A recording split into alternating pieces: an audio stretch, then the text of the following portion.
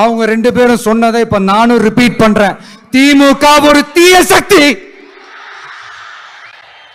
திமுக ஒரு தீய சக்தி. திமுக ஒரு தீய சக்தி. திமுக ஒரு தீய சக்தி. தீய சக்தி, தீய சக்தி, தீய சக்தி. டிவிகே ஒரு தூய சக்தி. எப்படி? டிவிகே ஒரு தூய சக்தி. நீங்க நான் புதுசா சட்டை போட்டு வந்தப்ப தூய்மையா தான் இருக்கும். இதே சாயங்காலம் பாத்தீங்கன்னா இது தூய்மையா இருக்கா அழுக்கா இருக்கா. அதனால அவரவர் விருப்பம் அவங்கவுங்க கருத்து எல்லாம் சொல்லிக்கலாம். ஆனா மக்கள் தான் எஜமானர்கள்.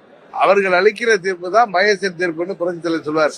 அதனால 26ஆம் ஆண்டு மே மாதத்துல மக்கள் அளிக்க போகிற தீர்ப்பு தான் யார் தூய்மையானவர்கள், யாரு தீயவர்கள் அப்படிங்கிறத மக்கள் தான் தீர்மானிக்க முடியும்.